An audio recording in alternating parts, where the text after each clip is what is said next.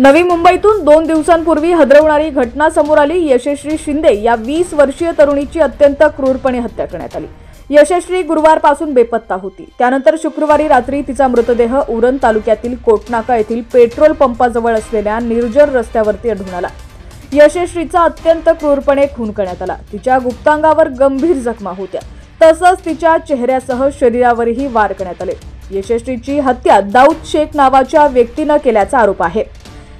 या घटनेची आता मोठी अपडेट समोर आलेली आहे। बातमी पूर्ण पाहूयात त्याआधी तुम्ही HPN मराठी न्यूज चॅनल पहिल्यांदाच पाहत असाल आणि अजूनही चॅनलला सबस्क्राइब केलं नसेल तर नक्की सबस्क्राइब करा आणि बेल आयकॉनवर क्लिक करून नोटिफिकेशन्स मिळवा, जेणेकरून आमचे अपडेट्स लवकरात लवकर तुमच्यापर्यंत पोहोचतील।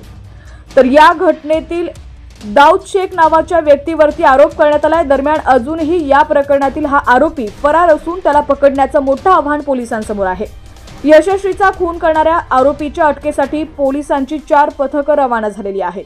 मात्र आरोपी पोलिसांना चकवा देत आहे। तो सतत आपलं लोकेशन बदलत असल्याची माहिती न्हावा शेवा बंदर विभागाचे सहाय्यक पोलीस आयुक्त डॉक्टर नेहुन यांनी दिली आहे। दरम्यान दुसरीकडे यशस्वी शिंदेच्या हत्येमुळे वातावरण चांगलंच तापलंय।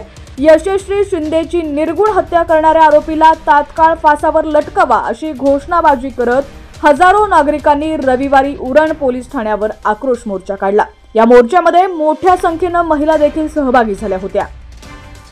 नराधम दाऊद शेख हा मूळचा कर्नाटकचा रहिवासी असून उरण इथं तो ड्रायव्हरचं काम करत होता। इथेच त्याची भेट यशस्वीशी झाली।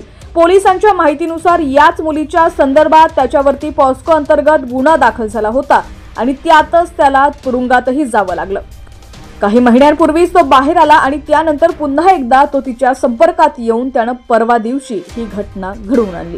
पोलिसांनी आरोपीच्या जवळच्या सहकाऱ्यांना व परिवारातील लोकांना ताब्यात घेतलं असून 4 टीम बेंगळूरला रवाना केलेल्या आहेत।